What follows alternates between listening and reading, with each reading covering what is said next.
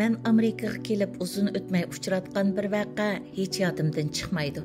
Bir kuni mən avtobusga chiqish uchun navbatimni kutib Oldimda avtobusga chiqishga tamshalgan bir odam ushtumtut hushidan ketib yiqilib tushdi. Mən uni ko'rib nima qilarimni bilolmay turib qolganimda, atrofdagi bir odam darhol jiddiy qutqizishga telefon berib, atrofdagi kishilarni tarqalishga da'vat qildi.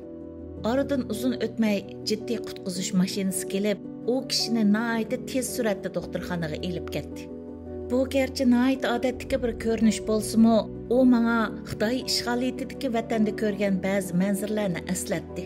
Agar Xitoy ishg'oliyatidagi vatanda birsi ko'chada ketib o'tib, ushtumtut hushidan ketib yiqilib tushsa, harva yoki mashina urib o'tib yordar bo'lsa, atrofdagilarning bu tasodifiy hodisaga tutgan pozitsiyasi ko'pincha holda qazoga uchragan odamning atrofiga to'plashib, u odam duch kelgan kelishmaslik yoki fojiani ko'rish, ondan u kelishmaslik yoki fojianing o'ziga kelmaganligiga ming shukr aytib, naq maydondan ayrilish edi.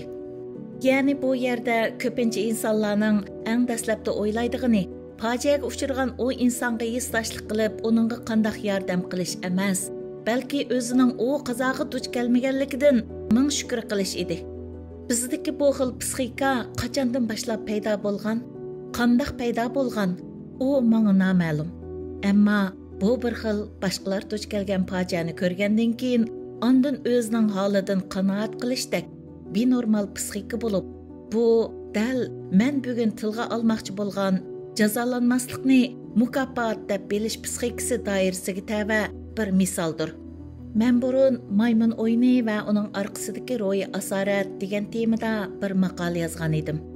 U maqolada men maymun tarbiyalaguchining maymun tarbiyalash tannarxini tuvallatish va maymun tarbiyalash unumini yuqori ko'tarish uchun oldi bilan maymunni sababsiz urdiganligini, ondan maymun bara-bara o'z egisidan tayoq yemaslikni o'ziga berilgan bir mukofot deb bilishga boshlaydiganligini, natijada maymun egisi tarafidan jazolanmaslik uchun o'zligidan o'yinni yaxshi o'ynashga tirishadiganligini, shunday qilib maymun tarbiyalaguchining eng tuvan chiqim bilan maymunni eng yuqori mahorat bilan tarbiyalab chiqadiganligini o'tirib qo'ygan edim. Roziyatning oldi keynida tarqalayotgan videolar menga yana bir qatim maymun tarbiyalash jarayoni va maymun o'yinini eslatdi. Ammo nihoyat afsuslanarli yeri, vatan sirtidagi bir qism qarindoshlar u videolarning mohiyatini tushunmay, uni heytliq sovg'a qatorida do'stlar bilan o'rtoqlashib, Xitoyning tashviqotiga has qo'shyotdi. Ba'zilar balkim biz tarqatmasaqmi, baribir boshqalar ko'rdi. Biz tarqatsak nima bo'ladi deyish mumkin. Bu albatta farqli.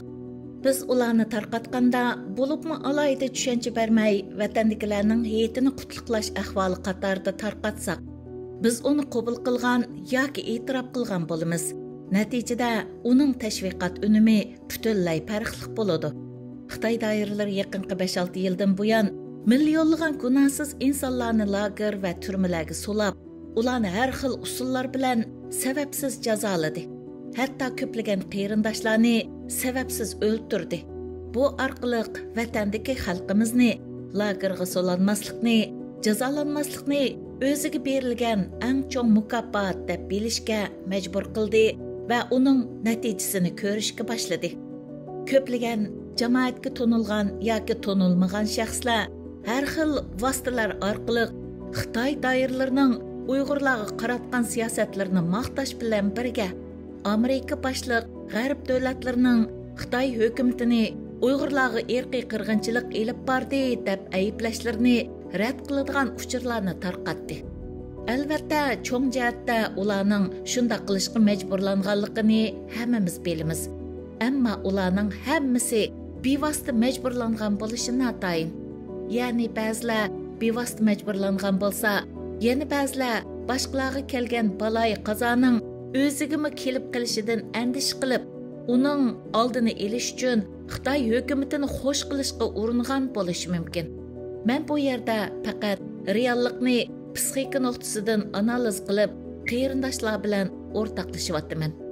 Roziyat munosabati bilan tarqatilayotgan u videolarga kelsak, ularning tarqitilishi tasodifilik emas. BDT kishilik huquq oliy komissari Michelle Bachelet xonimning 2022 yili 5 oyda Sharq Turkistonga ziyorat qilish munosabati bilan u bir tarafdan Xitoy hukumatining xalqaroning ko'zni bo'yash uchun elib berayotgan tashviqoti bo'lsa, yana bir tarafdan xalqimizga jazolanmaslikni o'ziga berilgan eng cho'ng mukofot deb his qildirish va shu orqali xalqning hukumatga bo'lgan minnatdorlik tuyg'usini barpo qilish. Bu xuddi men dastlabda tilga olgan o'zining boshqalar uchirgan fojiaga uchirmaganligiga shukr qilish tuyg'usi bilan o'xshash tuyg'u bo'lib, ular orasidagi farq burun xalqimiz o shukrini Allohga qilgan bo'lsa, endilikda bo'lsa Xitoy hukumati jazolanmagan Uyg'urlarni Xitoy hukumatining o'ziga shukr qilishga majbur qilyotidi. Bu Xitoy hukumatining xalqimizni ro'yi asorat ostiga elib, xalqimizni kollektiv holda ro'yi qulluq kesligiga giribdor qilishning konkret qadam bosqichining bir qismidir. O'tgan 5-6 yil jarayonida Xitoy hukumati o'zining Uyg'urlarga qarshi planlagan suiqasdlarining bir qismini muvaffaqiyatli tamomlagan bo'lishi mumkin. Yaqinqi ahvollardan qaraganda Xitoy hukumati o'zining Uyg'urlarga qaratgan siyosatlarida ba'zi tangshash va o'zgarishlarni qilishi mumkin. Bu deganlik hargizmi Xitoy hukumatining Uyg'urlarga qaratgan siyosati yaxshilandi deganlik emas. Agar Xitoy 2014 yildan burunqi nisbiy kengri siyosatni qayta yo'lga qo'ygan taqdirdami Uyg'urlar uchun yaxshilanish bo'lmaydi.